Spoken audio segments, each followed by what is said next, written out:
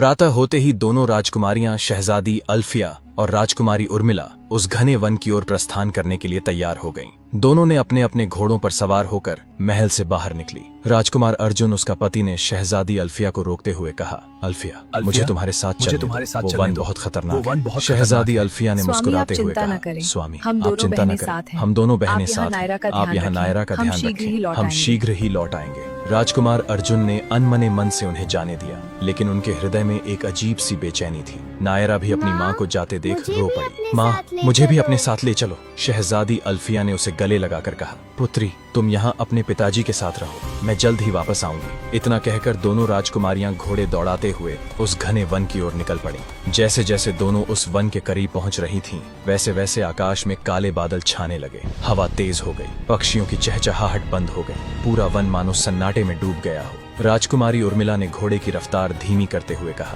बहन अल्फिया, यह वन तो पहले से भी ज्यादा भयानक लग रहा है। लगता है कोई अशुभ शक्ति यहाँ मौजूद है। शहजादी अल्फिया ने अपनी तलवार संभालते हुए कहा, हाँ बहन, मुझे भी ऐसा ही लग रहा है। हमें सावधान रहना होगा। दोनों घोड़ों से उतरकर पैदल चलने लगीं। उनके हाथों में तलवारें थीं और आंखों में सतर्कता। अचानक उर्मिला के कदम किसी चीज से टकराए। नीचे देखा तो वहाँ रक्त के धब्बे थे। बहन, यह देखो, उर्मिला ने चिंतित स्वर में कहा, यहाँ रक्त के निशान हैं और यह तो ताजा रक्त है। दोनों ने एक दूसरे की ओर देखा। उनके मन में अब पक्का विश्वास हो गया था कि यहाँ कुछ गड़बड़ जरूर है। आगे बढ़ते हुए उन्हें एक पुराना टूटा फूटा मंदिर दिखाई दिया। मंदिर के चारों ओर अजीब से प्रतीक बने हुए थे, काले रंग से लिखे हुए मंत्र, और हवा में एक अजीब सी दुर्गंध थी। बहन, यह तो तांत्रिक विद्या के निशान है। अल्फिया ने गंभीर स्वर में कहा, कोई बहुत बड़ा तांत्रिक यहाँ रह रहा है। दोनों धीरे धीरे उस मंदिर के अंदर घुसी। अंदर का दृश्य देखकर उनकी रूह कांप गई। मंदिर के बीचों बीच एक विशाल यज्ञ कुंड जल रहा था।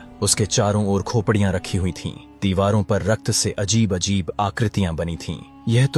यह तो नरबली का स्थान है, उर्मिला ने कांपते स्वर में कहा। तभी अचानक पीछे से एक भयानक हंसी की आवाज गूंजी। वो तुरंत पलटी और अपनी तलवारें संभाल ली, लेकिन वहाँ कोई नहीं था, सिर्फ अंधेरा और वह डरावनी हंसी। कौन है वहाँ? अल्फिया ने गरजते हुए कहा, सामने आओ। फिर से वही हंसी, इस बार और भी करीब से। तो आ ही गई तुम दोनों, मैं तो तुम्हारा ही इंतजार कर रहा था। अचानक यज्ञ कुंड की आग तेज हो गई। धुएं के बीच से एक आकृति प्रकट हुई। लंबे लंबे सफेद बाल, लाल आंखें, काले वस्त्र। यह थे महातांत्रिक बाबा। तुम? उर्मिला ने चौंकते हुए कहा, तुम कौन हो? महातांत्रिक बाबा ने अपना त्रिशूल जमीन पर पटका और गरजे, मैं हूँ महातांत्रिक बाबा, उस साधु का गुरु जिसे तुम दोनों ने बंदर बना दिया था। दोनों राजकुमारियों के चेहरे पीले पड़ गए। अल्फिया ने हिम्मत करते हुए कहा, तुम्हारे शिष्य ने मेरे साथ अन्याय किया था, उसे उसकी सजा मिली। सजा? महातांत्रिक बाबा जोर से हंसे। अब मैं तुम दोनों को ऐसी सजा दूंगा कि तुम मौत के लिए तरसोगी। मैं तुमसे वो सब कुछ छीन लूंगा जो तुम्हें सबसे प्यारा है। तभी उनके पीछे से एक और आवाज आई, गुरुदेव, क्या मैं भी इस खेल में शामिल हो सकता हूँ? दोनों ने पीछे मुड़कर देखा। वहाँ खड़ा था साधु, उसके असली रूप में। तुम? अल्फिया क्रोध से कांप उठी। तुम्हें तो हमने बंदर बनाया था, साधु ने मुस्कुराते हुए कहा। हाँ, लेकिन मेरे गुरुदेव ने मुझे वापस मेरे असली रूप में ला दिया, और अब तुम्हारा अंत निश्चित है। महातांत्रिक बाबा ने अपना हाथ उठाया। यज्ञ कुंड से एक काला धुआं उठा और उसने एक विशाल आकार ले लिया। धीरे धीरे वह धुआं ठोस होने लगा और फिर वहां प्रकट हुआ राजा कंश। लेकिन यह कंश पहले जैसा नहीं था। उसका आधा चेहरा जला हुआ था, उसकी आंखें पूरी तरह काली हो चुकी थीं। उसके शरीर से एक अजीब सी रोशनी निकल रही थी। वह अब आधा इंसान और आधा राक्षस था। नमस्कार राजकुमारी उर्मिला, कंश ने धीमी और डरावनी आवाज में कहा। पिछली बार तुमने मेरा सिर काट दिया था, लेकिन अब मैं मर नहीं सकता। मैं अमर हो चुका हूँ। उर्मिला के हाथों से तलवार लगभग छूटने ही वाली थी। उसने कभी सोचा नहीं था कि वह फिर से इस राक्षस का सामना करेगी। अल्फिया ने तुरंत उर्मिला का हाथ पकड़ा और हिम्मत बंधाते हुए कहा, बहन घबराओ मत, हम दोनों साथ हैं। हम इन्हें फिर से हराएंगे। ये पापी लोग हमसे कभी नहीं जीत सकते। महातांत्रिक बाबा ने तीनों खलनायकों की ओर देखा और मुस्कुराते हुए कहा, अब सुनो मेरी योजना। हमें एक चीज चाहिए, दिव्य रक्त, और वह दिव्य रक्त इसकी बेटी नायरा में है। यह सुनते ही शहजादी अल्फिया का दिल धक से रह गया। नायरा? मेरी बेटी का इससे क्या लेना देना? शहजादी अल्फिया ने गरजते हुए कहा। महातांत्रिक बाबा ने अपनी लाल आंखें चमकाते हुए कहा, तुम्हारी बेटी कोई साधारण बच्ची नहीं है, वह देवी दुर्गा के अंश से जन्मी है। उसका रक्त अमृत के समान है, जो भी उसका रक्त पिएगा वह अमर हो जाएगा। यही कारण है कि वह उस तेज बहाव वाली झील में बहने के बाद भी जीवित बची थी। साधु ने बात आगे बढ़ाई, उसके अंदर दिव्य शक्तियां हैं और हम उन शक्तियों का इस्तेमाल करेंगे। अल्फिया क्रोध से चीख उठी, मैं तुम्हें अपनी बेटी के पास फटकने भी नहीं दूंगी, तुम जैसे पापियों को मैं मसल कर रख दूंगी। देखते हैं, कंस ने भयानक मुस्कान के साथ कहा। अभी तो तुम दोनों यहाँ फंसी हो और तब तक हमारे सैनिक तुम्हारे महल पहुंच चुके होंगे। उधर राजमहल में राजकुमार अर्जुन नायरा के साथ बगीचे में खेल रहे थे। नायरा फूलों के बीच दौड़ रही थी और हंस रही थी। अचानक आकाश में बादल छा गए और हवा तेज हो गई। राजकुमार अर्जुन ने चिंतित होकर चारों ओर देखा। पिताजी, यह अंधेरा क्यों हो गया? नायरा ने पूछा। कुछ गड़बड़ है बेटा, राजकुमार ने उसे अपनी बाहों में उठाते हुए कहा। चलो हम महल के अंदर चलते हैं, यहाँ कुछ न कुछ अशुभ होने वाला है। तभी महल के द्वार से एक अजीब सी आवाज आई, जैसे कोई भारी कदमों से चल रहा हो। सैनिक भागे भागे राजकुमार के पास आए। महाराज, महल पर हमला हो रहा है, कुछ अजीब से प्राणी महल के अंदर घुस रहे हैं। क्या?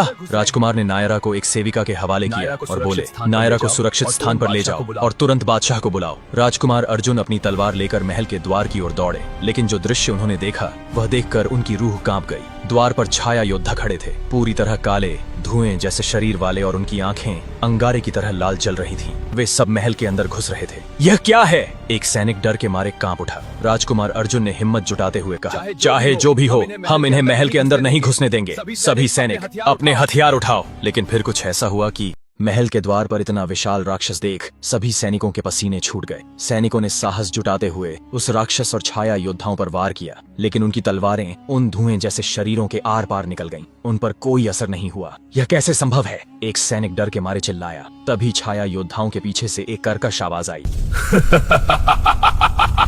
साधारण हथियारों से हमें नहीं मारा जा सकता। वहां से निकलकर सामने आया कालिया, कंस का भाई। तुम कौन हो? राजकुमार अर्जुन ने गरजते हुए पूछा। मैं हूँ कालिया, महान राजा कंस का भाई। कालिया ने अपनी काली तलवार निकालते हुए कहा, और मैं यहाँ आया हूँ एक छोटी सी चीज लेने, तुम्हारी बेटी नायरा को। यह सुनते ही राजकुमार अर्जुन का खून खौल उठा। मेरी लाश के ऊपर से गुजरकर ही तुम मेरी बेटी तक पहुँच सकते हो। जैसी तुम्हारी मर्जी, कालिया ने कुटिलता से मुस्कुराते हुए कहा। छाया योद्धाओं, इसे पकड़ लो। सारे छाया योद्धा राजकुमार अर्जुन की ओर लपके और एक भयानक युद्ध शुरू हो गया। उधर वन के मंदिर में शहजादी अल्फिया और राजकुमारी उर्मिला तीनों खलनायकों से घिर चुकी थीं। बहन, हमें यहाँ से निकलना होगा, उर्मिला ने व्याकुल होकर कहा। नायरा खतरे में है। मैं जानती हूँ, अल्फिया ने अपनी तलवार की मूठ कसकर पकड़ते हुए कहा, लेकिन पहले हमें इनसे निपटना होगा। महातांत्रिक बाबा ने अपना हाथ हवा में उठाया और बोला, तुम दोनों यहाँ से नहीं जा सकती। मैंने इस मंदिर के चारों ओर एक माया जाल बिछा दिया है। जब तक मैं नहीं चाहूंगा, तुम यहाँ से बाहर कदम भी नहीं रख सकोगी। दोनों ने द्वार की ओर भागने की कोशिश की, लेकिन एक अदृश्य दीवार से टकराकर पीछे गिर गईं। ये क्या है? अल्फिया ने क्रोध में चिल्लाते हुए पूछा। यह है मेरी तांत्रिक शक्ति। महातांत्रिक बाबा ठहाका मारकर हंसा। और अब तुम दोनों मेरी कैद में हो। साधु और कंस ने भी अपनी तलवारें म्यान से बाहर निकाल ली। तो अब क्या करोगी तुम, महान योद्धा राजकुमारियों? कंस ने व्यंग्य से पूछा। पिछली बार तुम्हारी जीत हुई, लेकिन इस बार हम तीन हैं। अल्फिया और उर्मिला ने एक दूसरे की ओर देखा। उन्हें एहसास था कि यह लड़ाई बहुत कठिन होने वाली है। बहन, उर्मिला ने धीरे से कहा, हम साथ हैं, हम इन्हें हरा सकते हैं। हाँ, अल्फिया ने हिम्मत बंधाते हुए कहा, हम नायरा को बचाएंगे, चाहे कुछ भी हो जाए। दोनों ने अपनी तलवारें तान दी। एक भीषण युद्ध शुरू होने वाला था। क्या दोनों राजकुमारियां इस मायाजाल को तोड़ पाएंगी? क्या राजकुमार अर्जुन अकेले उन छाया योद्धाओं का सामना कर पाएंगे? क्या कालिया नायरा को ले जाने में सफल होगा? जानने के लिए बने रहें। राधे राधे।